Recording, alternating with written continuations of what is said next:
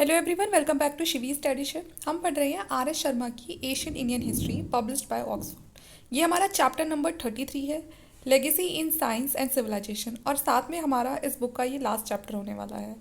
तो आज इस चैप्टर को हम ख़त्म कर देंगे। इससे पहले ऑलरेडी हम सारे चैप्टर्स कंप्लीट कर चुके हैं। नीचे आपको डिस्क्रिप्शन बॉक्स में प्लेलिस्ट का लिंक मिल जाएगा, तो वहाँ जाके आप सभी जो चैप्टर्स हैं उनको देख सकते हैं।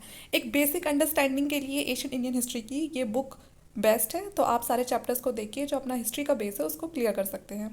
आप चाहे तो मेरे टेलीग्राम ग्रुप से भी जुड़ सकते हैं, उसका भी जो लिंक है वो आपको नीचे डिस्क्रिप्शन बॉक्स में मिल जाएगा। वहाँ सभी जो नोटिफिकेशन होते हैं वो आपको टाइम पे मिल जाएंगे, और मैं जो बाकी जो इंडियन पॉलिटी की सीरीज़ कर रही हूँ उसके जो नोट्स हैं वो भी आपको फ्रीली वहाँ पर अवेलेबल हो जाएंगे। ठीक है, तो चलिए अपने जो वीडियो है उसको स्टार्ट करते हैं। तो इसमें हमारा फर्स्ट जो टॉपिक है वो है रिलीजन। ठीक है, तो इसमें कहा गया है कि जब भी जो मैन है, ठीक है, वो जब भी वो नेचर के साथ डील करता है, हम हैं या चाहे जो पहले के जो लोग थे, जब भी नेचर के साथ डील करते हैं तो एक डेवलपमेंट ज़रूर देखी जाती है। जैसे कि मान के चलिए कि आप अपने ट्रीज़ को काटना शुरू कर दिया, हालांकि वो कोई अच्छी बात नहीं है अगर आप लेकिन वो अच्छी बात तब नहीं है जब आप उन ट्रीज़ को बहुत ज़्यादा काट देते हो, क्योंकि उसका भी उल्टा असर आप पर ही देखने के लिए मिलता है। लेकिन जब आप मान के चलिए आपने कोई ट्री वगैरह को कट किया, तो आप उससे बहुत सारी चीज़ें बना सकते हैं, तो कहीं ना कहीं डेवलपमेंट देखी गई। आपने फॉरेस्ट क्लियर किया तो वहाँ पर आपने एग्रीकल्चर स्टार्ट कर दिया, तो आपका प्रोडक्शन अच्छा होने लग गया, तो एक डेवलपमेंट देखा जाता है। लेकिन जब वो चीज़ बहुत ज़्यादा लिमिट क्रॉस कर देती है तो उसके फिर आपको उल्टे असर दिखने भी शुरू हो जाते हैं। तो यहाँ पर यही कहा गया है कि जो मैन है जब वो नेचर के साथ डील करता है तो एक सिग्निफिकेंट जो डेवलपमेंट है वो देखी जाती है।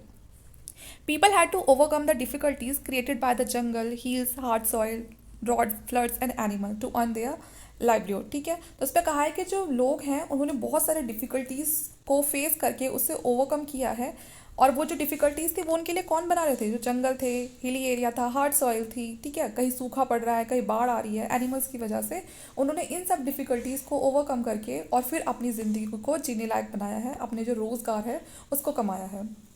In this process they develop technology and a scientific outlook. तो इस प्रोसेस में दोनों ही चीज़ों का डेवलपमेंट देखा गया है, टेक्नोलॉजी और साइंटिफिक आउटलुक दोनों का। They began undertaking agriculture in the 7th millennium BC, but they were not able to effectively counter such natural hazards as fire, flood and famine. तो देखिए 7th मिलेनियम BC के आसपास जो agriculture है उसकी जो बिगनिंग स्टार्ट हो गई थी, लेकिन अभी भी वे लोग इतने ज़्यादा इफेक्टिवली मतलब वो उन जो प्रॉब्लम्स उनके सामने आ रही थी उनको काउंटर नहीं कर पा रहे थे, जैसे कि फायर हो गया, फ्लड हो गया, फेमाइन हो गया, जो नेचुरल हजार्ड्स थे। They found these hazards insurmountable and explicable. ठीक है ना, तो यहाँ पर वो उनके लिए जो इस तरह के जो हजार्ड्स थे वो बहुत ज़्यादा मुश्किल थे। इनसरमाउंटेबल का मतलब है कि वो उससे ओवरकम करना कोई बहुत ही आसान बात नहीं थी, बहुत ही मुश्किल था उनके लिए, और उस चीज़ को वो एक्सप्लेन भी नहीं कर सकते, मतलब हम उनके उस एक्सपीरियंस को एक्सप्लेन भी नहीं कर सकते हैं। On the other hand, people took advantage of the fertility of the soil, timely rain, similar other gifts of nature. दूसरी तरफ हम देखें तो लोगों ने उससे बहुत सारे फ़ायदे भी लिए हैं, जैसे कि सॉइल की फर्टिलिटी से एग्रीकल्चर अच्छा हुआ, रेन अच्छी होती है तो उससे भी कहीं ना कहीं आपको फ़ायदा पहुंचेगा, और दूसरे जो नेचर के द्वारा हमारे पास जो गिफ्ट है, ठीक है, नेचर हमें कितना कुछ देता है, तो उससे हमें कहीं ना कहीं फ़ायदा भी हो रहा था। तो एक तरफ अगर हम नेचर को समझ नहीं पा रहे हैं, हम उससे दी हुई जो प्रॉब्लम्स है उनसे ओवरकम नहीं कर पा रहे हैं, तो दूसरी तरफ हमें नेचर बहुत कुछ दे भी रहा है, जिससे हम काफ़ी ज़्यादा मतलब उससे एडवांटेज ले सकते थे। Therefore, both the bounty advanced by nature and the scarcity caused by it led them to think of religion and supernatural forces। एक तरफ नेचर आपको बहुत सारी चीज़ें दे रहा है, दूसरी तरफ आपको बहुत सारी कमियां भी देखने के लिए मिल रही हैं। ठीक है, तो इसी के बीच में हमें सोचना, हमारे दिमाग में एक चीज़ आती है रिलीजन और सुपर नेचुरल फोर्सेस की, कि क्यों हो रहा है, कैसे हो रहा है, कौन इन सब चीज़ों को मैनेज कर रहा है। होता है ना, जब इंसान थोड़ा कंफ्यूज हो जाता है तो उसके पास ये सुपर नेचुरल वाली जो फीलिंग है तुरंत उसके मन में आ जाती है। तो यहाँ पर भी वही चीज़ें होती हैं कि आखिर ये सब चला रहा है तो कौन चला रहा है। ब्राह्मणिज्म और Hinduism developed as a dominant religion in early India. तो सबसे पहले जो एक डोमिनेंट रिलीजन था अर्ली इंडिया में वो था ब्राह्मणिज्म, या फिर आप बोल सकते हो उसे हिंदुइज्म, ठीक है, जो काफ़ी डेवलप्ड हुआ and influence the development of art, literature, society as a whole. और ना केवल सिर्फ एक रिलीजन के तौर पर ये डोमिनेंट रहा, बल्कि इसके अंदर आपको आर्ट की, लिटरेचर की, सोसाइटी के अंदर पूरी तरह से बहुत सारे चेंजेस और उनकी डेवलपमेंट देखी गई। ठीक है, आर्ट और लिटरेचर का भी काफ़ी ज़्यादा डेवलपमेंट हुआ। In addition to Brahmanism India give rise to Jainism and Buddhism. Brahmanism के साथ साथ बाद में इंडिया में जैनिज्म भी आता है, बुद्धिज्म भी आता है, क्रिश्चियनिटी भी आती है 1st सेंचुरी एडी के आसपास। It did not make much headway in Asian time, तो बहुत पुराने समय में तो क्रिश्चियनिटी बहुत ज़्यादा नहीं थी, ठीक है, लोग नहीं जानते थे इस बारे में। Buddhism also disappeared from the India in the course of time, though it spread as far as Japan in the east as far as the central Asia in the north west. हम सबको पता है कि भारत की जो भूमि है वहीं से जो बुद्धिज़्म है उसका राइज हुआ है, लेकिन उसके बाद भी जो बुद्धिज़्म है वो यहीं पर ही बहुत कम रह गया, ठीक है, वो यहीं से डिसअपियर हो गया। लेकिन अगर आप बाकी जो एशियन कंट्रीज़ देखेंगे तो वहाँ पर जो बुद्धिज़्म है वो बहुत ज़्यादा स्प्रेड हुआ, क्योंकि यहाँ पर भारत में बहुत से जो राजा थे, जो किंग थे, वो ऐसे आए जो बुद्धिज़्म के बहुत बड़े प्रोटेक्टर थे और वो चाहते थे कि ये जो धर्म है ये आगे तक फैले। तो उन्होंने अपने जो मिशनरीज थे उनको वहाँ पर भेजा, और इस तरह से जो बाकी कंट्रीज़ हैं हमारे आसपास इंडिया की, जो बुद्धिज़्म है वहाँ पर लोग बहुत मानते हैं, आज भी बहुत मानते हैं, ठीक है। In the process of diffusion Buddhism projected a great deal of Indian art, literature, ठीक है, लैंग्वेज, नेबरिंग कंट्रीज़। तो बुद्धिज़्म की वजह से इंडियन आर्ट में भी एक काफ़ी बड़ा चेंज देखा जाता है, लैंग्वेज में, लिटरेचर में काफ़ी ज़्यादा इन सब में डेवलपमेंट होती है, ना केवल भारत के अंदर बल्कि भारत से जुड़े हुए जो उसके दूसरे पड़ोसी देश हैं वहाँ पर भी। Jainism continued India and help the development of its art and literature. Same यही काम इंडिया में जो जैनिज्म है उसने भी यही किया कि भारत की जो आर्ट है, लिटरेचर है, उसको डेवलप किया। To this day, it has a substantial number of adherent and especially amongst the trading communities in Rajasthan, Gujarat and Karnataka. और ये सब चीज़ बहुत ज़्यादा प्रिवलेंट थी राजस्थान में, गुजरात में, कर्नाटका में रहने वाले जो कम्युनिटीज़ हैं उनके बीच। अब बात करने हैं वर्ण सिस्टम की। वैसे तो जो ये टॉपिक है, हम वर्ण सिस्टम बहुत सारे चैप्टर्स में ऑलरेडी पीछे कवर कर चुके हैं, तो आपको ज़्यादा समझने में इसमें टाइम नहीं लगेगा, तो इसलिए इसको हम बहुत जल्दी से पढ़ेंगे। तो जो रिलीजन है, हम सबको पता है रिलीजन को धीरे धीरे रिलीजन के अंदर किस चीज़ की फॉर्मेशन होने लगी, सोशल क्लासेस की फॉर्मेशन होने लगी इंडिया में। हम सबको पता है सबसे ऊपर ब्राह्मणिज्म, उसके बाद फिर क्षत्रिय, फिर उसके बाद वैश्य और फिर शूद्र, ठीक है ना, ब्राह्मण, क्षत्रिय, वैश्य और शूद्र, इस तरह से जो सोशल क्लासेस है वो इंडिया में उसकी फॉर्मेशन होने लगी। इन other Asian society the duty and the function of social classes were fixed by law. और इन क्लासेस की जो ड्यूटीज़ थी उनको इस तरह से सेट किया गया कि आपको ये परफॉर्म करनी ही करनी है, क्योंकि ये लॉ में लिखा हुआ है, ठीक है ना।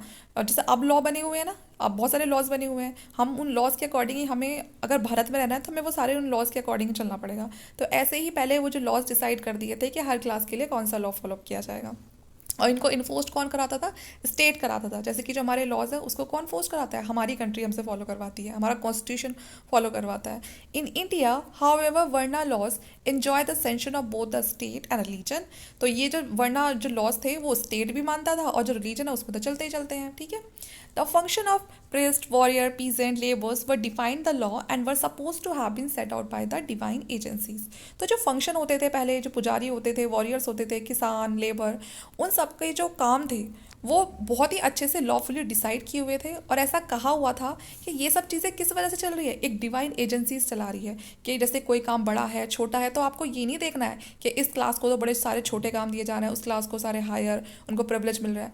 वो ऐसा इसलिए हो रहा है क्योंकि जो डिवाइन एजेंसी है, जो है ना, ये विश्वास करते हैं ना भगवान में, तो वही वो डिवाइन जो पावर है वही चाहती है कि सब चीज़ें ऐसे ही चले।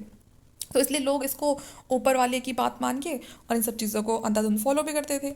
Those who departed from their function were found guilty of offences and were subjected to secular punishment। और अगर ऐसा कोई करता था, अपने फंक्शन को परफॉर्म करने से मना करता था, तो उसके लिए उसको सज़ा भी होती थी और उसको पनिशमेंट दी जाती थी। They had also to perform rituals and penances according to their वर्ण। और वो जो लोग थे वो अपने वर्ण के हिसाब से बहुत सारे रिचुअल्स ही परफॉर्म करते थे और उसी तरह से उन्हें पनिशमेंट भी मिलती थी। कि अगर कोई शूद्र है तो उसको पनिशमेंट भी कोई ऐसी वैसी नहीं मिलती थी, बड़ी हार्श जो पनिशमेंट है वो मिलती थी। और वही गलती अगर किसी ब्राह्मण ने कर दिया तो उसकी जो पनिशमेंट है वो बहुत ही हल्की फुल्की रखी जाती थी, ठीक है। Each one was given not only social but also ritualistic recognition, and in the course of time, varnas of social classes and jatis and caste were made hereditary by law and religion। अब देखिए शुरुआत में क्या था, शुरुआत में ये था कि आपको एक परिवार के अंदर आपको चारों क्लासेस मिल जाएंगी, ब्राह्मण भी मिल जाएगा, हो सकता है किसी के फादर ब्राह्मण हो, उनकी वाइफ क्षत्रिय हो, बेटा शूद्र बन गया और दूसरा बेटा वैश्य बन गया। क्योंकि यहाँ पर जो ये क्लासेस थी ये उनके काम के आधार पर थी शुरू में, कि मान लीजिए जो पिताजी थे उनको पढ़ने का बड़ा शौक था, उनको मंदिर में रहने का बड़ा शौक था, तो वो बन गए ब्राह्मण। अब जो माता जी हैं उन्हें तीर चलाने का बड़ा शौक है, युद्ध पे जाने का शौक है, तो वो क्षत्रिय बन गई। छोटा बेटा है, उसको सेवा करने का शौक है कि वो सेवा करे, ठीक है, खेतों में जाके काम करे, तो वो शूद्र बन गया। किसी को व्यापार का शौक है दूसरे बेटे को, तो वो वैश्य वैश्य बन गया, ठीक है ना। अब यहाँ पर उनके काम के आधार पे उनकी जाति डिसाइड हो रही थी।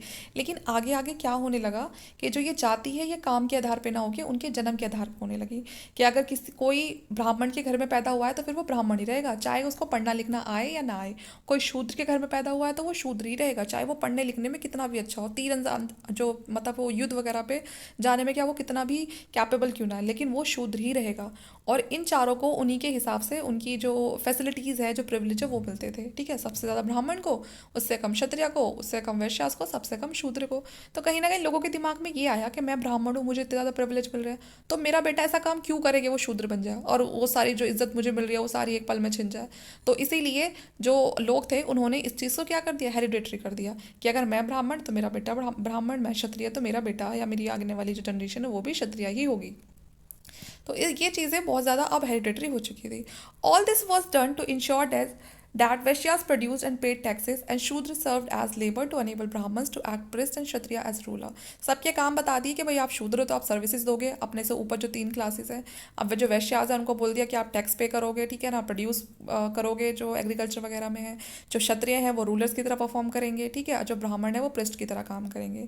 Based on the division of labour, specialisation of occupation, this peculiar institution, the caste of one system certainly helped the growth of society and economy at the initial stage and contributed to the development of the state। देखिए जो ये social order जो ये divide कर दिया था, ठीक है, शुरुआत में तो इससे ऐसा नहीं कि कोई नुकसान हुआ था, बल्कि स्टेट के अंदर है कि सोसाइटी में डेवलपमेंट होती है। The producing and the labouring classes were disarmed and gradually each caste was so pitted against the other and those that were oppressed could not combine against the privilege order. अब ये 4 class में जो खासकर जो producing और जो labouring class थी, वैश्यास और जो शूद्र थे, वो हमेशा उन्हें कोई ऐसा नहीं था कि लड़ने वड़ने का कोई अधिकार है या उनके पास किसी तरह कोई वेपन है, बिल्कुल भी नहीं, ठीक है। उनका काम था सेवा करो अपने से ऊपर वर्णों की। लेकिन धीरे धीरे जो ये कास्ट थी ये एक बड़ा ही बेकार सा कॉन्सेप्ट होता चला गया कि ये चारों सोशल ऑर्डर में आपस में ही नहीं बनती थी। वही वाली बात है, भाई हम आपका काम कर रहे हैं, आप फिर भी हमारे साथ उल्टा ही बात कर रहे हो, उल्टा बिहेव कर रहे हो। तो धीरे धीरे जो चीज़ें थी ये बहुत ज़्यादा बेकार होती चली गई। The need to carry out their respective function was so strongly ingrained in the mind of various classes that ordinarily they would never think of deviating from their dharma। धर्म सबसे ऊपर था। The Bhagavad Gita taught that people should lay down their lives in defense of their own dharma rather than adopt the dharma of other, which would prove dangerous. तो भगवत गीता में यही कहा है कि हम सबको क्या करना है, अपने धर्म की रक्षा करनी है, अपने धर्म को डिफेंड करना है, ठीक है। आप किसी और धर्म को अडॉप्ट मत करो, ठीक है, क्योंकि वो आपके लिए डेंजरस हो सकता है। आप जो आपका धर्म है वो निभाओ। The lower order worked hard in the film believe that they would deserve a better life in the next world or birth. और ऐसा कहा जाता था कि जो लोअर ऑर्डर के जो लोग हैं, ठीक है, सोशल क्लासेस में जिनको सबसे नीचे रखा हुआ था, कि आप इस जन्म में जितनी मेहनत करोगे ना, जितना हार्ड वर्क करोगे, आपको नेक्स्ट वर्ल्ड में मतलब अगले जन्म में आपको उतनी ही बेटर लाइफ मिलेगी। और इस चक्कर में आके वो लोग गधे घोड़ों की तरह अच्छे से काम भी करते थे, ये सोचिए अगले जन्म में तो हमें अच्छी लाइफ मिलेगी ही मिलेगी। This belief lessen the intensify and the frequency of tension and conflict between those who actually produce and those who lived off their producer and princes, priest, officers, soldier, big merchant. Hence the necessity to सियोर्स the law order was not very strong in Asian India. और ऐसा कर करके उनसे इतनी ज़्यादा services ले लिया करते थे कि वो सबकी सेवा करे जा रहे हैं और उसके बदले उनको मिल कुछ भी नहीं रहा है। उनकी जो हालत थी वो एशियन इंडिया में बहुत ज़्यादा कोई स्ट्रॉन्ग नहीं थी। What was done by the slaves and other producing section in Greece and Rome under the threat of the ruler's wife was done by the Vaishyas and Shudra out of the conviction from their Brahminical indoctrination and the one system। तो सिर्फ ऐसा नहीं था कि हमारे देश में ये चीज़ें हो रही थी, बल्कि दूसरे देश में उनके तरीके से ये चीज़ें हो रही थी, लेकिन ये हो हर जगह रहा था ये सब। फिलोसफिकल सिस्टम की बात करते हैं। The Indian thinkers viewed the world as an illusion and deliberated deeply on the relation between the soul and the god. अब फिलोसफिकल जो ये है फिलोसफी है, उसे भी हमने पिछले 2 चैप्टर में डिस्कस किया था। इसमें ये जो लोग थे, खासकर जो थिंकर्स थे, वो एक डीप रिलेशन बताते थे सोल और गॉड के बीच का, ठीक है ना, आत्मा और परमात्मा के बीच का। Indeed philosophers of no other country delved so deeply into this problem as did the Indian। ठीक है, तो जितना इस बारे में इंडिया के जो फिलोसफर हैं वो इस चीज़ को बताकर या सीख कर समझ कर गए हैं, इतना काम किसी और देश में नहीं हुआ, ठीक है ना। Asian Indian considered famous for its contribution to philosophy and spiritualism. तो हमारे जो देश का जो एशियन इंडिया मतलब जो एशियन इंडिया वाला जो पार्ट है, ठीक है, बड़ा ही फेमस रहा है उसके कंट्रीब्यूशन के लिए फिलोसफी में और स्पिरिचुअलिज्म में, ठीक है। India also developed a materialistic view of the world. जो इंडियंस है सिर्फ उन्होंने ऐसा ही नहीं है सिर्फ फिलोसफी में उसमें, बल्कि एक मटेरियलिस्टिक व्यू भी दिखाया पूरे वर्ल्ड को, उसमें भी उन्होंने काफ़ी काम करा है। In the six system of philosophy that Indian created we find element of materialistic philosophy in the Sankhya system of Kapila. तो यहाँ पर बताया है, ये मैंने आपको 6 जो स्कूल है फिलोसफी के मैं आपको पहले चैप्टर में पढ़ा चुकी हूँ, ठीक है। इससे पहले जो हमने 2 चैप्टर पढ़े थे, तो वहाँ पर बताया था जो कपिल है उन्होंने संख्या सिस्टम को दिया था, और ये एक फिलोसफी स्कूल था जिसमें मटेरियलिस्टिक व्यू को दिखाया था। और इनका जो जन्म है वो कब हुआ था? 580 BC में हुआ था। He believe that soul can attain liberation only through real knowledge. ये बोलते थे कि आत्मा को आप तभी लिबरेट कर सकते हो, तभी उसे मोक्ष मिल सकता है जब आपके पास रियल नॉलेज है, ठीक है। Which can be acquired through perception. जो कैसे आएगी? आपके परसेप्शन से आएगी, आपके इन्फ्रेंस से आएगी और आपकी हियरिंग से आएगी, ठीक है। आपको सुनना पड़ेगा, चीज़ों को हर तरह से उन्हें ऑब्जर्व करना पड़ेगा। Samkhya system does not recognise the existence of god. ये भगवान के एग्जिस्टेंस को नहीं मानते थे। According to it the world has been created not by god but by nature. ये मानते थे कि जो ये वर्ल्ड है इसको भगवान ने नहीं, इसे गॉड ने नहीं बनाया, बल्कि इसे नेचर ने बनाया। And the world and the human life are regulated by natural forces. और जो ये नेचुरल फोर्सेज है, नेचर के द्वारा बनाई हुई जो नेचुरल फोर्सेज हैं, यही हमारे वर्ल्ड को और हमारी ह्यूमन लाइफ को रेगुलेट करती है। द डेवलपमेंट ऑफ लॉजिक में helped the Sankhya system prior to the 5th century. Logic was not well established discipline. The न्याय सूत्र seems to have been compiled around 400। अब एक दूसरा स्कूल आता है फिलोसफी का, न्याय सूत्र, ठीक है, 400 AD के आसपास। इट मेंशन 4 प्रूफ और प्रमाण comprising perception, inference, comparison and testimony. ये और 4 नई चीज़ें लेकर आता है। We find detailed discussion regarding the valid and invalid knowledge aspect of each kind of proof are treated in detail. तो इनका मानना यही था कि हमें हर चीज़ को अच्छे से जांच पड़ताल करनी चाहिए, एक वैलिड इनवैलिड नॉलेज हर तरह की हमें पता होनी चाहिए, ठीक है।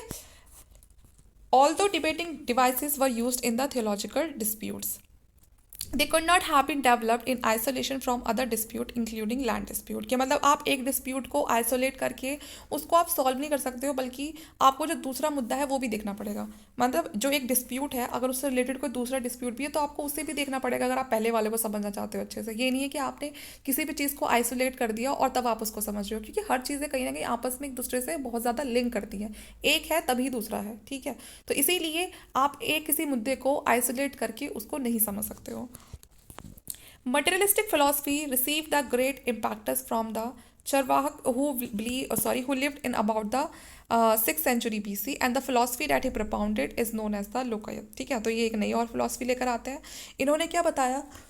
He argued that what is not experienced by man through his sensory organ does not really exist, which implies that God do not exist, ठीक है। And however, with the decline in trade, handicraft, urbanism, the idealist system of philosophy came to the fore। The idealist system taught that this world is illusion. तो ये बताया कि जो idealist system होता है ये कहीं ना कहीं बताता है कि जो वर्ल्ड है ये क्या है, इल्यूजन है। People were asked by the Upanishad to abandon the world and to strive for real knowledge. लोगों ने कहा है कि मतलब उपनिषद में जो बताया गया है कि आप चीज़ों को त्याग दो, ठीक है ना, वर्ल्ड को त्याग दो, ये जो मोह माया उससे निकलो और आप क्या ढूंढना है, आपको रियल नॉलेज पता लगानी है। Western thinkers have been taken to teaching of the Upanishad because they are unable to solve the human problem created by the modern technology.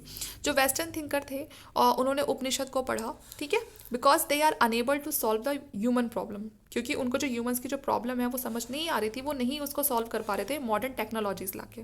तो इसलिए उन्होंने हमारे जो एशियन इंडिया में जो उपनिषद वगैरह लिखे हुए थे उनको पढ़ना शुरू करा। द फेमस जर्मन फिलोसफर आए एक, ठीक है ना, इनका ये नाम लिखा हुआ है। इन्होंने क्या बताया फिलोसफी के अंदर? फाउंड इन इस philosophy a place for the Vedas and Upanishad. तो इन्होंने वेद और उपनिषद की स्टडी करी, जो जर्मन फिलोसफर थे। And he use to say that the Upanishad consoled him in this life and would also console him after death. तो उपनिषद ने क्या बताया कि जो आपकी लाइफ है, ना केवल वो जो अभी बल्कि आपकी डेथ के बाद भी जो उपनिषद है वो आपकी लाइफ को क्या करता है, कंसोल करता है। तो ये फिलोसफिकल जो स्कूल के बारे में बताया हुआ है। देखिए ये सारी चीज़ें ज़्यादा आपको इतनी ज़्यादा नहीं समझनी है, आपको एक मोटी मोटी चीज़ें समझनी है, ठीक है। कि इसमें क्या बताया हुआ है, कौन से फिलोसफर आते हैं, और जो एक होता है ना, एक हमें एक बेस क्लियर करना है कि ठीक है, फिलॉसफी आई, सिक्स तरह जो छह तरह के फिलॉसफी स्कूल्स थे, सबके अपने अपने क्या मोटिव थे, तो वो आपको समझना है। बाकी फिलॉसफी एक बहुत ही डीप सब्जेक्ट है। आप चाहते हो कि मैं यहाँ पर आपको एक पैराग्राफ पढ़ के आपको पूरी फिलॉसफी क्लियर कर दूँ, तो ये बिल्कुल पॉसिबल है ही नहीं। Crafts and technology. अब बात करते हैं क्राफ्ट्स और टेक्नोलॉजी की। तो इसमें क्या बताया है, it would be wrong to think that India did not contribute to material culture. तो ये कहना बिल्कुल गलत होगा कि इंडिया ने कोई कॉन्ट्रीब्यूट नहीं करा है मटीरियल कल्चर में। जो पहला बहुत ही बड़ा कॉन्ट्रीब्यूशन रहा है वो बना है हड़प्पा कल्चर के थ्रू, ठीक है, इस फील्ड में। क्योंकि उनके टाइम पे क्या आता है, एक ब्रॉन्ज एज कल्चर आता है, और it covered an area larger than that of the Egypt और मेसोपोटामिया। और ये जो पूरा ब्रॉन्ज एज कल्चर था, कि इतने बड़े एरिया पे पूरा कवर था कि जो इजिप्ट है, मेसोपोटामिया, वो भी इसके सामने छोटा ही है। यहाँ पर आपको बहुत सारी जो फायर ब्रिक्स है, जो पकी हुई ईंटें हैं, वो मिलती हैं। और यहाँ पर जो टाउन प्लानिंग है वो बहुत ही अच्छी थी। There is no doubt that crafts and commerce agriculture made great stride and supported numerous cities. तो यहाँ पर उस समय क्राफ्ट कॉमर्स भी बहुत अच्छा रहा होगा, तभी यहाँ पर ये जो सब चीज़ें हैं इतनी अच्छे से चली, और बहुत सारे जो सिटीज़ यहाँ पर मिली हैं। इन Asian time Indians attend proficiency in several field of production, and India craftsmen developed great expertise in dyeing and creating various kind of color। तो पुराने समय में भी जो डाई वगैरह है उनका यूज़ होता था, लोगों को नॉलेज थी, और उससे वो बहुत सारे कलर्स भी प्रिपेयर करते थे अलग अलग तरह के। The basic colour made in India were so lustrous and lasting that wonderful painting of Ajanta still intact. आपने अजंता की पेंटिंग्स देखी होंगी, वो अभी तक भी ऐसी की ऐसे ही हैं। तो उससे ये पता चलता है कि इंडिया में कितने अच्छे जो कलर्स हैं वो बनते थे, जो बहुत ज़्यादा चमक, मतलब बहुत ही अच्छे से शाइन करते थे और काफ़ी लॉन्ग लास्टिंग थे। Similarly India develop great expertise in the art of making steel. उसी तरह से जो इंडिया था वो स्टील बनाने में बड़ा एक्सपर्ट था। जो क्राफ्ट है पहला जो डेवलप हुआ था वो 200 BC में हुआ था। India steel was exported to many countries of the world. सिर्फ अपने देश में ही नहीं, बाकी देशों में भी जाता था, ठीक है। And came to be called wootz in the later time. और इसको बाद में वुड्स बोला जाता था। जो स्टील है क्या बोला जाता था, wootz. No other country in the world could match the steel sword made by the Indian craftsman. जिस तरह की स्टील की तलवारें इंडिया के क्राफ्ट्समैन बनाते थे, उसका कोई कंपैरिजन नहीं था दूसरे वर्ल्ड के लोगों के साथ। They were in great demand in the entire region from the Asian to eastern Europe. तो इतनी ज़्यादा डिमांड थी जो इंडिया की अपनी खुद की जो तलवारें वगैरह होती थी। अब बात करते हैं पॉलिटी की। Arthashastra of Kautilya leaves no doubt that India could run the administration of large empire and tackle the problem of complex society।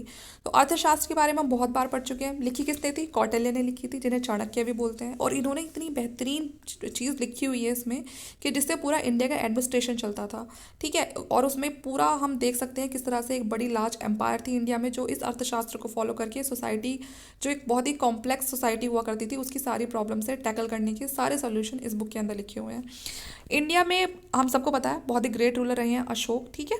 And in spite of his victory over Kalinga adopted a policy of peace and non aggression. और उन्होंने जैसे ही कलिंग पर जीत हासिल कर ली थी, उसके बाद उन्होंने जो पॉलिसी ऑफ पीस है और नॉन एग्रेशन है उसको अडॉप्ट कर लिया था कि अब फिर से वो इस तरह का कोई भी वॉर नहीं करेंगे जिसमें इतने सारे जो लोग हैं वो मारे जाएं। Ashok and several other Indian practice religious tolerance. अब जो अशोक थे उनके बाद भी कुछ बहुत सारे जो किंग्स थे वो ऐसे आए जिन्होंने ये कहा कि अब वो क्या रहेंगे, रिलीजियस टॉलरेंस पर्सन बन जाएंगे वो, ठीक है। And also beside Greece India was the only other country to experiment with some of democracy, ठीक है। और इसमें ये कहा गया कि वो सभी जो धर्म है उनका और सभी को बराबरी का दर्जा देंगे, सभी के बराबर की रिस्पेक्ट करेंगे।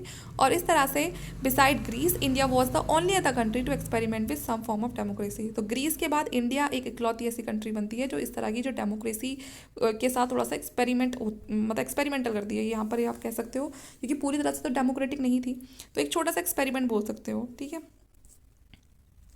साइंस एंड मैथमेटिक्स की बात करते हैं तो इंडिया का इसमें भी बहुत बड़ा कंट्रीब्यूशन रहा है, साइंस में भी। एशियन इंडिया की बात करें तो जो रिलीजन था और साइंस दोनों ही चीज़ें लिंक थी। एस्ट्रोनॉमी भी काफ़ी ज़्यादा इंडिया में फेमस थी, ठीक है। लोग प्लैनेट्स वगैरह के बारे में जानते थे और उनको एक तरह से जो गॉड हैं उनके नाम दिए हुए थे, ठीक है। उनके मूवमेंट्स को भी ऑब्जर्व करते थे। जो उनकी स्टडी है become essential because of their connection to changes in the season.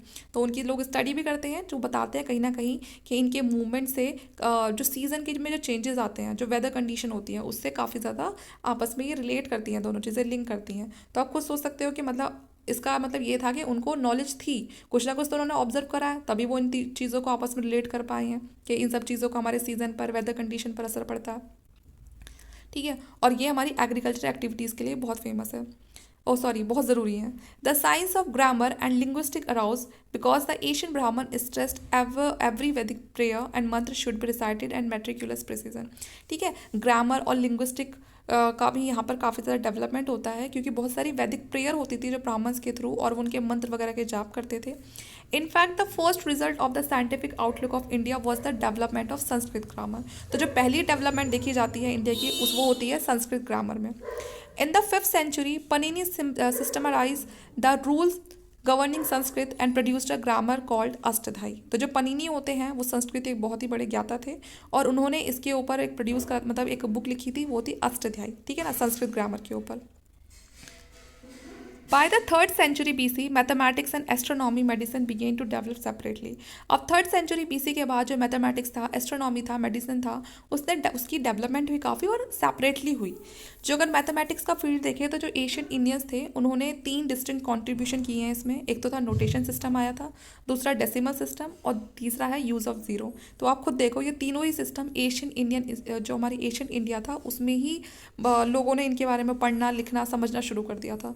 तो आप खुद समझ सकते हो कि उनको भी कितनी ज़्यादा नॉलेज थी। The earliest epigraphic evidence for the use of decimal system is the beginning of the 5th century AD. तो 5th सेंचुरी एडी में जो डेसिमल सिस्टम है उसको यूज़ किया जाता था। The Indian notional system was adopted by the Arab who spread in the western world. और जो नोटेशन सिस्टम है वो भारत में शुरू हुआ, जिससे जो अरब थे उन्होंने भी अडॉप्ट करा, और फिर धीरे धीरे ये वेस्टर्न वर्ल्ड में भी स्प्रेड होता चला गया। The Indian numeral are called Arabic in English. तो जो इंडिया की जो न्यूमरल फॉर्म होती है उसको अरेबिक बोलते हैं इंग्लिश में। But the Arabs themselves called their numeral Hinds. लेकिन जो अरब है वो इसको क्या बोलते हैं, हिंद बोलते हैं। ठीक है, क्योंकि वेस्टर्न वर्ल्ड वालों ने ये चीज़ें कहाँ से सीखी, अरेबियन से सीखी, तो उन्होंने इसको नाम दे दिया अरेबिक नाम दे दिया। लेकिन जो अरब वाले उन्होंने कहाँ से सीखी ये चीज़ें, उन्होंने हिंदुस्तान से जीती, तो इसलिए उन्होंने हिंद नाम रख दिया। ठीक है, they are to be found in the inscription of Ashoka that were inscribed in the 3rd century BC। और ये सब चीज़ें कहाँ पर लिखी हुई हैं, जो अशोक की इंस्क्रिप्शन है वहाँ पर लिखी हुई है 3rd सेंचुरी BC में जो लिखी गई थी। तो इंडिया पहला ऐसा देश था, ठीक है, पूरे वर्ल्ड में जिसने डेसिमल सिस्टम को यूज़ किया था। Aryabhata was acquainted with it, जिससे आर्यभट्ट जुड़े हुए थे। चाइनीज़ ने भी जो सिस्टम है इसको लर्न करा। बुद्धिस्ट जो मिशनरीज थे जो भारत से वहाँ पर जाते थे, तो उन्हीं से उन्होंने भी सीखा। जो वेस्टर्न वर्ल्ड है उन्होंने भी कहाँ से सीखा, उन्होंने अरबों से सीखा। और जो अरब थे उन्होंने कहाँ से सीखा, इंडिया वालों से सीखा। जो ज़ीरो है उसको डिस्कवर किया गया इंडियंस के थ्रू ही 2nd सेंचुरी BC में। तो बड़ा ही इंपॉर्टेंट है ये कि ज़ीरो को किसने डिस्कवर किया, तो इसे इंडियंस ने डिस्कवर किया। Indian mathematician considered zero as a separate numeral and it was used in the sense of sum and arithmetic. Okay. In Arabia, the earliest use of zero कब हुआ, 1873 AD में, and the Arab learned and adopted it from India and spread it Europe। और धीरे धीरे अरब ने इसको सीखा, ठीक है, जिन्होंने इंडिया से सीखा इन्होंने, और इसको पूरे यूरोप में स्प्रेड कर दिया। Although both Indian and Greeks contributed to algebra. बात करें एल्जेब्रा की, तो एल्जेब्रा में दोनों का ही कॉन्ट्रीब्यूशन है, इंडियंस का भी और ग्रीक्स का भी। In Western Europe its knowledge was acquired not from Greece but from the Arab. लेकिन वही वाली बात है कि जो डायरेक्ट जो वेस्ट, क्योंकि सबसे पहले जो लिखना, ठीक है, लिखा गया, जो चीज़ों को बहुत ही सिस्टमेटिकली लिखा गया, वो लिखा था यूरोप वालों ने। और यूरोप वाले तो जहाँ से सीखेंगे उन्हीं का नाम लिखेंगे, तो इसलिए उन्होंने हर चीज़ को अरब के नाम, अपने नाम कर दिया सब, कि हमने ये खोजा खोजा। मतलब चीज़ें तो उससे पहले भी बहुत ज़्यादा डिस्कवर हो चुकी थी। तो यहाँ पर जो वेस्टर्न यूरोप है उसमें इस सिस्टम को किसने पहुँचाया, वो अरब्स ने पहुँचाया। जबकि अरब्स ने कहाँ से सीखा ये जो ज़ीरो का कॉन्सेप्ट है, वो इंडिया से सीखा। ठीक है। The brick construction of Harappa show that in north west India people have substantial knowledge of measurement and geometry. जो बहुत सारी ईंटें मिली हैं हड़प्पा में, उससे पता चलता है कि उस समय नॉर्थ वेस्ट इंडिया में लोगों को नॉलेज थी मेजरमेंट की, ज्योमेट्री की। तभी तो वो ब्रिक जो ईंटें बनी हुई हैं वो इतनी अच्छे से बनी हुई हैं, सेम साइज़ की बनी हुई हैं। Eventually Vedic people may have been benefited from this knowledge and which appears in the Shulba Sutra of about 5th century BC। लेकिन इसका जो वैदिक पीपल में जो बाद में लोग आते हैं हड़प्पा के बाद, उनको बड़ा फ़ायदा होता है, वो इससे काफ़ी बेनिफिट लेते हैं। और इस चीज़ का हमें पता चलता है जब हम सूलवा सूत्र को पढ़ते हैं। In the 2nd century, Abstamba produced a practical geometry for the construction of altars at which king could sacrifices। ठीक है, यहाँ तक कि बाद में जो altars होते हैं वो, जिनमें आपने देखा हो ना यज्ञ वगैरह होते हैं, ठीक है, जिसके अंदर आग वगैरह जलाते हैं, वो जो कुंड होते हैं, तो उनको भी ना एक ज्योमेट्री के साथ बनाया जाता था कि नहीं किसी भी साइज़ का बना रहे हैं। तो इसमें जो किंग वगैरह होते हैं सेक्रीफाइस करते थे। It describe the acute angle, obtuse angle and right angle. तो इन सब एंगल्स को लगा के वो जो हवन कुंड है वो तैयार होता था। Aryabhata formulated the method of calculating the area of triangle. तो ट्रायंगल को का जो एरिया है उसको जो कैलकुलेट करने का जो मेथड है वो भी कौन लेकर आए? आर्यभट्ट लेकर आए, ठीक है। और ट्रिग्नोमेट्री को भी इन्होंने ही स्टार्ट किया। The most famous work of this time is Surya Siddhanta, और इस टाइम का जो सबसे फेमस वर्क था वो था Surya Siddhanta. No comparable work is to be found in the contemporary ancient east, ठीक है, जिसका कोई कंपेरिजन ही नहीं है किसी भी दूसरे और कामों से। The most renowned scholar of astronomy was Aryabhatta. Varahamihira, ठीक है, तो ये बहुत ही इंपॉर्टेंट एस्ट्रोनॉमी के स्कॉलर्स रहे हैं, ठीक है, एशियन इंडिया में। Aryabhatta lived in the 5th century and Varahamihira in the 6th century, ठीक है, दोनों का बताया हुआ है। Aryabhatta calculated the position of the planet in accordance with the Babylon method. तो जो आर्यभट्ट है उन्होंने प्लैनेट की पोजीशन को भी कैलकुलेट किया है। इन्होंने डिस्कवर किया था cause of lunar and solar इक्लिप्सेस, जो ये ग्रहण वगैरह लगते हैं, क्यों लगते हैं। इन्होंने अर्थ की जो सर्कमफ्रेंस है उसके बारे में बताया आर्यभट्ट ने, ठीक है। और भी बहुत सारी जो चीज़ें हैं उसमें करेक्शन करा। He pointed out that the sun is stationary and the earth rotate. इन्होंने ही कहा कि जो सन है वो तो स्टेशनरी है, वो कहीं नहीं घूम रहा है, वो तो एक ही जगह है, लेकिन जो अर्थ है वो घूमती है, वो रोटेट करती है। Aryabhata works is entitled Aryabhatiya was a landmark in the development of mathematical and astronomical knowledge, ठीक है ना। तो ये आर्यभट्टिया करके जो बुक है वो आर्यभट्ट की लिखी हुई है, ठीक है, जिसमें उनकी बहुत सारी बातों को बताया हुआ है, जिसमें मैथमेटिकल डेवलपमेंट के बारे में बताया हुआ है, एस्ट्रोनॉमिकल नॉलेज के बारे में बताया है, ट्रिग्नोमेट्री का कॉन्ट्रीब्यूशन बताया है। All the shapes and size of the plots involved in a gift making and property partition could be measured. Assist for the fixation of rent और tax in early medieval time. तो किस तरह से land को measure करके उनको fix किया जाता था कि इस लैंड से इतना टैक्स लेना है, वो लैंड बड़ी है तो उससे उतना टैक्स लेना है, तो वो सारी बातें इस बुक में लिखी हुई हैं। This knowledge could also be used for the various measurement needed for the erection of temple and places and other engineering works, ठीक है। बाकी जो दूसरे टेम्पल प्लेसेस वगैरह बनाए जाते थे या दूसरा कोई भी ऐसा काम हो रहा है तो वहाँ पर इसी को यूज़ किया जाता था, इनके बताया हो, इनके द्वारा जो भी बातें बताई गई थी। जो यूज़ है जीरो का और डेसिमल सिस्टम का, find a place in Aryabhatiya but it was not put to any significant use in India. तो यहाँ पर जो जीरो है, जो डेसिमल सिस्टम है, दोनों ही आपको इस बुक में मिल जाएंगे, लेकिन भारत का जो पुराना जो इतिहास था उसमें इन सब चीज़ों को बहुत ज़्यादा यूज़ नहीं किया गया है। Once it spread westward through Arabs, it began to be used for bookkeeping by Italian traders. लेकिन जब ये जैसे ही ये यूरोप तक फैलता है, अपने देश से बाहर फैलता है, तो वहाँ के लोगों ने इसका ज़रूर काफ़ी फ़ायदा उठाया है, बुक्स वगैरह में भी इसको मेंशन किया है। India's loss in trade between the 6th and 10th century can perhaps be link to the neglect of the zero in the decimal system. लेकिन जब भारत को नुकसान देखना पड़ता है 6th और 10th सेंचुरी के बीच में, तो कहीं ना कहीं इसको रीज़न ये बताया गया है कि उन्होंने ज़ीरो और जो डेसिमल सिस्टम है उसको नेग्लेक्ट किया है, इसीलिए उनको ट्रेड में इतना बड़ा लॉस देखने के लिए मिल रहा है। Most accurate knowledge relevant to measurement and also to agro astronomical calculation was made available by algebra developed by Brahmagupta. उसके बाद भी दूसरी एग्रो एस्ट्रोनॉमिकल जो कैलकुलेशन है वो दिखाई देती हैं, जो अवेलेबल कराई गई थी एलजेब्रा के थ्रू और जिसको डेवलप किया था ब्रह्मगुप्ता ने, ठीक है, जो आए थे first half of the 7th century में।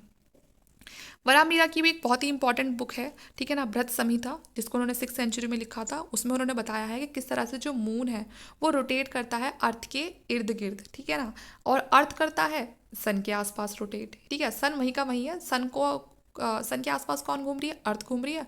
और अर्थ के आसपास कौन घूम रहा है? वो मून घूम रहा है। He utilize several Greek works to explain the movement of planet and some other astronomical problems. तो इन्होंने बहुत सारा जो ग्रीक वर्क है उसको भी स्टडी किया, जिससे उनको हेल्प मिली प्लैनेट के मूवमेंट के बारे में जानने के लिए और दूसरी जो एस्ट्रोनॉमिकल प्रॉब्लम है उनसे डील करने के लिए। ग्रीक नॉलेज काफ़ी ज़्यादा इन्फ्लुएंस्ड करती है इंडियन एस्ट्रोनॉमी को। Indian doubtless pursued the subject further and made use it for it observation of the planet. और इंडियंस ने भी जो ग्रीक नॉलेज है उसको यूज़ किया है, ठीक है, इन सब चीज़ों को और ऑब्जर्व करने के लिए प्लैनेट्स वगैरह को। Varahamihira's plant and animal classification in rich agriculture knowledge. तो ब्राह्मीरा की जो प्लांट्स और जो एनिमल क्लासिफिकेशंस है उसको उसने भी बहुत हेल्प करा है इंडिया की एग्रीकल्चर जो नॉलेज है उसको इम्प्रूव करने के लिए। बहुत सारी इनकी और दूसरी प्रोडिक्शंस हैं, ठीक है ना, जो सोशल मैटर्स वगैरह पे डील करती हैं। Instruction given by him regarding the selection of sites for building houses, tie up with the founding of new villages, ठीक है, तो इन सब चीज़ों पर भी इन्होंने काम किया है। Varahamihira observation on the season and the weather could have been useful in planning the agriculture calendar. तो एग्रीकल्चर कैलेंडर को बनाने के लिए भी इनकी बताई हुई जो इन्फॉर्मेशन है, ऑब्जर्वेशन है, जो उन्होंने सीजन्स पे करी है कि अगर ये वाला सीज़न आने वाला है तो आपको ये वाली एग्रीकल्चर करनी चाहिए, इस चीज़ की आपको खेती करनी चाहिए, तो ये भी इन्होंने बताया है। He emphasized the calendar should be constantly updated to keep pace with the changes of season. इनका मानना था कि जो कैलेंडर है, एग्रीकल्चर वाला जो कैलेंडर है, हमेशा उसको अपडेट करते रहना चाहिए, क्योंकि बहुत सारे चेंजेस हमें सीजन में देखने के लिए मिलते हैं। वरामीरा acted as a kind of astronomers come astrologer, and the office of ज्योतिषी began in early medieval time as is indicated in many land charters। ठीक है, तो ये चीज़ें सिर्फ यही नहीं है कि अभी चल रही थी, बल्कि मेडिवल टाइम तक जाती है। ठीक है, in the rural areas the priest jyotishi become an integral part of jajmani system. और बाद में इनकी पढ़ी हुई बुकों से लोग ज्योतिषी बन गए, खासकर जो प्रेस्ट वगैरह है वो उस काम को करते थे, और ये सिस्टम बड़ा ही आगे तक रहा है। ठीक है, जिससे आगे चल के जजमानी सिस्टम भी कहा जाने लगा, जो पहले से प्रिडिक्ट कर दिया करते थे कि इस सीज़न में बारिश हो जाएगी, ठीक है ना, तो आप ये मत करो, वो मत करो, बाढ़ आ सकती है। तो वो इन बुक को पढ़ के वो नॉलेज थी उनको, कोई अलग से ना वो सपने नहीं आते थे कि उनको कि वो बहुत ज़्यादा वो बन गए थे कि उनको आर पार सब दिखाई दे रहा है 4 महीनों बाद का भी, ऐसा कुछ नहीं था। बल्कि वो इन बुक्स को पढ़ के ही उनको एक होता है ना, इंसान को पता चल जाता है। अब हमें भी, हमें पता होता है कि अब जून जुलाई के बाद बारिश होनी ही होनी है, सावन आ जाएगा, है ना, बारिश होगी। तो इस तरह से हमें वो चीज़ें बुक से पढ़ के पता चली हैं।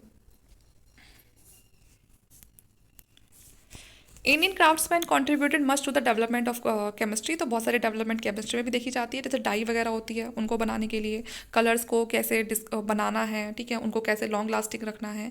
तो इंडियन जो स्मिथ थे वो वर्ल्ड में पहले थे जिन्होंने स्टील को मैन्युफैक्चर किया था। ओके, अब बात करते हैं मेडिसिन की। तो फिजिशियन जो थे उन्होंने भी एनाटॉमी को स्टडी किया है, ठीक है, और उन्होंने भी काफ़ी ज़्यादा डिसीज़ वगैरह को डायग्नोस करने के लिए और बीमारियों से क्योर करने के लिए लोगों को बहुत सारी जो मेडिसिन वगैरह हैं उन पर काम किया है। पुराने समय में भी ऐसा नहीं था कि उस समय लोगों को नॉलेज नहीं थी दवाई वगैरह की। तो उन्होंने बहुत सारी जो मेडिसिन हैं उनको अर्थवेद में, ठीक है, वहाँ पर उसको मैंशन किया है। As in other Asian society the remedy recommended were replete with the magical charms and spells. उस टाइम पे भी जादू टोना वगैरह हुआ करता था। वो बताते थे कि अगर आप ऐसा कुछ कर लोगे तो आपको इन सब बीमारियों से छुटकारा मिल जाएगा। And medicine was not developed along scientific lines. ठीक है, और यहाँ तक कि जो मेडिसिन वगैरह है उनका ना अभी तक एक जो साइंटिफिक रीज़न क्लियर होता है ना, वो नहीं था।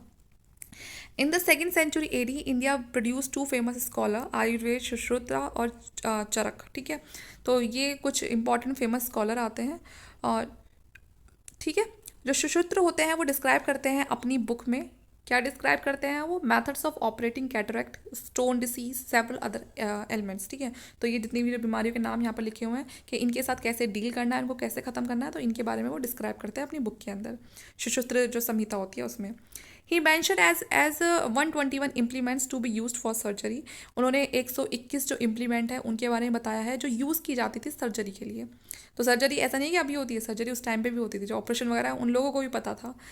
In the treatment of disease he lays special stress on diet and cleanliness. तो सबसे ज़्यादा स्ट्रेस जो डाला है कि अगर आप किसी भी बीमारी को ट्रीट करें, सबसे पहले ये है कि आपकी डाइट अच्छी होनी चाहिए और साफ सफाई वाला ध्यान आपको रखना है, ठीक है ना, hygienic.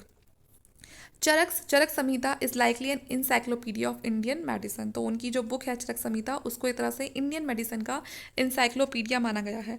It described various type of fever, leprosy, hysteria, मिर्गी, ट्यूबरक्लोसिस। तो इन सभी बीमारियों के बारे में इनकी बुक में बताया है। Possibly Charaka was not aware that some of these are infectious.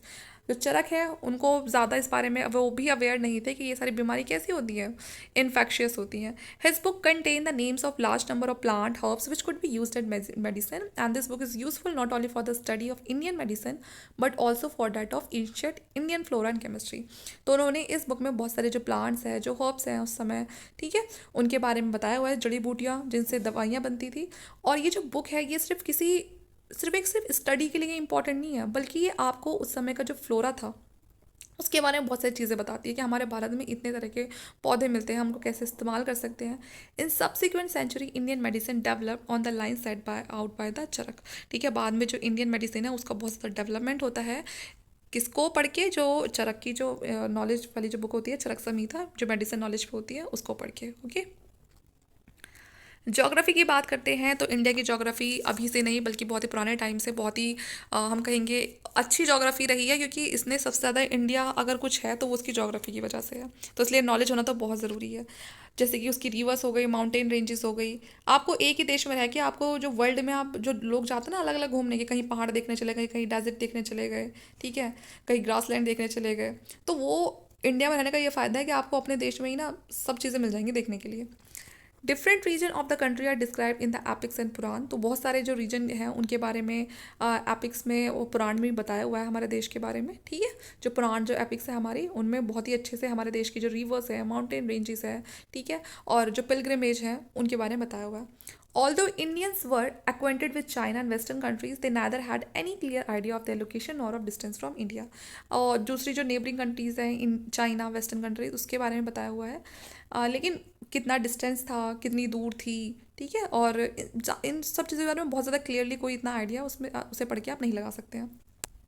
In early time, India obtained some knowledge of navigation and contributed to the craft for shipbuilding. पुराने समय में इंडियंस को नॉलेज थी कुछ हद तक नेविगेशन की, कि हाँ भाई समुद्र पार करके हमें वहाँ जाना है, क्योंकि वो जाते रहते थे अपनी जो ट्रेड वगैरह करने के लिए। तो शिप बिल्डिंग के बारे में उनको थी थोड़ी बहुत knowledge. As the important political power had their seats of power far away from the coast and face no threat from the sea, the Asian Indian princes did not pay any particular attention to navigation. तो उस समय जो Indian princess थे उनका कोई बहुत ज़्यादा ध्यान नहीं था कि भाई वो आने जाने पे कोई टैक्स लगाए या कोई नेविगेशन सिस्टम को इम्प्रूव करे, तो उसमें उनका इतना कोई मतलब नहीं था। जो पुराने ज़माने की बात कर रही हूँ मैं, एशियन इंडिया की। आर्ट और लिटरेचर की बात करते हैं तो जो इंडिया में क्राफ्ट्समैन थे, ठीक है, बहुत ही वंडरफुल उनका वर्क होता था आर्ट के अंदर, ठीक है, जो हड़प्पा टाइम से स्टार्ट हो चुका था। हिस्टोरिकल पीरियड की बात करें तो जो मोनोलिथिक जो पिलर हैं जो अशोक के टाइम पे बने हैं, आज भी अगर मिलते हैं तो वो इतने ज़्यादा पॉलिश्ड और बहुत ही ज़्यादा शाइन करते हैं, तो उससे आप पता लग सकता है आपको कि उस समय जो क्राफ्ट्समैन थे, आर्टिशंस थे, वो कितना मतलब बहुत ही अच्छा वर्क करते थे, ठीक है।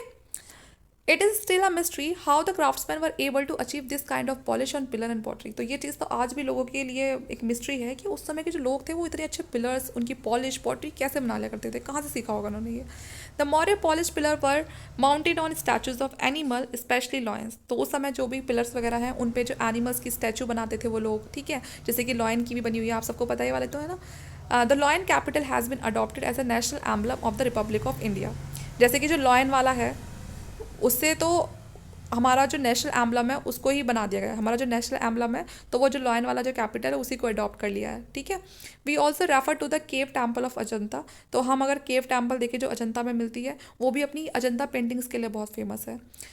In way Ajanta is a birth place of Asian art and as many as 30 cave temples constructed between the second century BC। तो यहाँ पर बहुत सारी आपको केव टेम्पल मिल जाएंगे। देखिए 30 तो इसमें मैंशन की हुई हैं, ये सब सिक्स और सेवन सेंचुरी के बीच की ही बनी हुई हैं। जो पेंटिंग्स यहाँ पर मिलती हैं वो सब सेकंड सेंचुरी से मोस्टली रिलेटेड है, and most of them relate to the Gupta period, और कुछ गुप्ता पीरियड की भी मिल जाएंगी। इनकी जो थीम्स हैं उनको बोरो किया हुआ है जो पुराने समय में जो कहानियाँ होती थी ना, जैसे कि बोध का इनकारनेशन है, कि जो बोध है उनका दोबारा जन्म, ठीक है ना, उनका अवतार के रूप में जन्म, उनकी पहली पिछले जन्म की कहानियाँ, तो उनको ना बिल्कुल वहाँ पर उन दीवारों पे ना उस चीज़ को शो करने की कोशिश की गई है जो बुद्ध की लाइफ है। और दूसरा जो एशियन लिटरेचर वर्क है उसको भी वहाँ पर शो किया हुआ है। The achievement of Indian painters of Ajanta has been justly and greatly lauded by all connoisseurs, ठीक है। और यहाँ पर अब ये कहा गया है, मेनली सिंपल शब्दों में अगर बात करें, कि जो इंडिया के जो पेंटर्स हैं उनकी अचीवमेंट अगर हम देखें, अगर हम अजंता की जो पेंटिंग्स हैं उनको देखें, तो वाकई में ही वो जो लोग थे बहुत ज़्यादा अच्छी पेंटिंग्स करते थे। और मतलब हम कह सकते हैं कि क्राफ्टमैन जो थे उस समय के, वो अपने काम में बखूबी उनको पूरी तरह से महारत हासिल थी। The lines and the color used at Ajanta display a proficiency that was unmatched in the world until the Renaissance in the Europe। कि मतलब उस समय जो भी अजंता केव्स में वहाँ की बनाई हुई पेंटिंग में जो भी लाइंस, कलर्स, जिस तरह से उनको डिस्प्ले किया गया, उनका यूज़ किया गया है, वो बताते हैं कि वो लोग कितने ज़्यादा अपने काम में बहुत ही ज़्यादा मतलब उनको अपना काम अच्छे से करना आता था, कि मतलब आप उनकी जो कला है उसको दुनिया में किसी और से मैच ही नहीं कर सकते वर्ल्ड में। यहाँ तक कि जब रेनेसेंस वाला जो पीरियड आता है बाद में, उन लोगों की बनाई हुई आर्ट से भी आप उन्हें कंपेयर नहीं कर सकते हो। Indian art, moreover, was not limited to India but spread to Central Asia and China at one and Southeast Asia on the other। तो इंडिया की आर्ट सिर्फ इंडिया तक ही लिमिटेड नहीं रही है, बल्कि उसका जो स्प्रेड हुआ है सेंट्रल एशिया तक, चाइना तक, दूसरी जो साउथ ईस्ट एशिया जो कंट्रीज है वहाँ तक। The focal point of the spread of Indian art into Afghanistan and the neighbouring part of Central Asia was Gandhara. वहाँ पर इसको क्या नाम दिया गया? गंधार आर्ट, ठीक है। Element of Indian art were fused with those of the Central Asian Hellenistic art, giving rise to new art style and called the Gandhar style. जब आपकी आर्ट किसी और कंट्री में जाएगी तो वहाँ की आर्ट से बिल्कुल मिक्स होगी। ऐसा तो है नहीं कि वहाँ के लोग अपनी आर्ट को भूल जाएंगे बिल्कुल, कि नहीं भाई इंडिया से आर्ट आई अब तो उसी पे वो सीखेंगे, नहीं। इंडिया की आर्ट वहाँ तक गई, स्प्रेड हो गई, उनकी अपनी भी खुद की आर्ट थी, और फिर अब यहाँ पर क्या होगा, एक फ्यूज़न देखा जाएगा, दोनों को मिक्स करके कुछ एक नई चीज़ दिखाई देगी। तो यहाँ पर वैसे ही हुआ, तो यहाँ पर उस आर्ट को नाम दिया गांधार स्टाइल आर्ट दिया गया, ठीक है, जो नई स्टाइल की जो art I. The first statue of Buddha was fashion in this style, और जो पहली गांधार स्टाइल को फॉलो करके जो पहला स्टैचू बनाया गया वो था बुद्ध का। Although its features are Indian and the size and presentation of hat and the drapery show Greek influence, इसके जो फीचर्स थे वो तो इंडियन आर्ट स्टाइल को फॉलो करते थे, लेकिन जो उसका साइज था, उसकी जो प्रेजेंटेशन थी वो ग्रीक इन्फ्लुएंस से थी। खासकर जो हेड भी उनका था बुद्ध की इमेज का, वो भी ग्रीक इन्फ्लुएंस, वो ग्रीक को इन्फ्लुएंस करता था। Similarly, the temples constructed in South India served in some ways as model for the construction of temple in Southeast Asia. Yes, यही सेम चीज़ें आपको साउथ इंडिया में देखने के लिए मिल रही थी, और वहाँ से इन्फ्लुएंस होकर ये चीज़ें कहाँ पहुँच रही थी, साउथ ईस्ट एशिया तक पहुँच रही थी।